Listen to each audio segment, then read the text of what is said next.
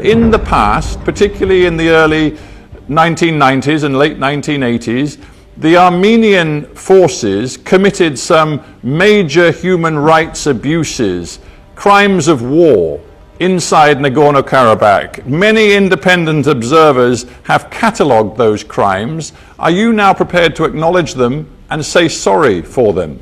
Under international law, though, current international law, Armenia has been illegally occupying Nagorno-Karabakh and the adjacent areas for more than 25 years.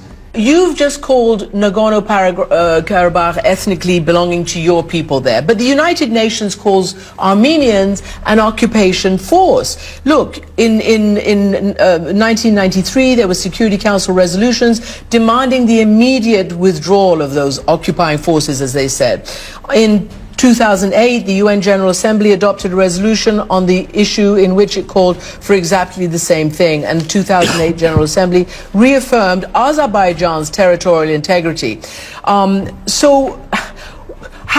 obviously has to happen through negotiation. You can see it pointed out there in black and white. But actions speak louder than words, Prime Minister, and what we saw in mid-July was Armenian forces shelling villages across the line of conflict. There is that it should belong to Azerbaijan. It is in the resolution that it belongs to Azerbaijan. Let's be clear about that. But what is quite clear is that you, over months, have taken a series of provocative actions which have heightened tensions in Nagorno-Karabakh. For example, why last year in August did you go to PEACEMAKER in Nagorno-Karabakh and make a speech saying Artsakh, which is what you call Nagorno-Karabakh, is Armenia, period, and then led a crowd in a chant, a nationalist chant of unification?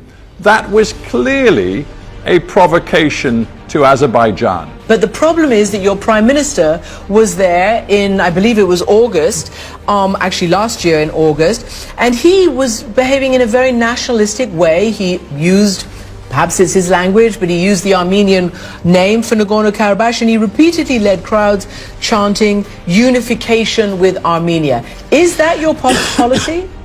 It's not. We are to be mutual. Honest with you, we are. It's not. We can't go through thousands of years of your history. What we can do is address the realities of today. The UN General Assembly, as you well know, hang on. The UN General Assembly has adopted a resolution which quite clearly, quote, demands the immediate, complete, unconditional withdrawal of all Armenian forces from the occupied territories of the Republic of Azerbaijan. Now that's from the UN General Assembly.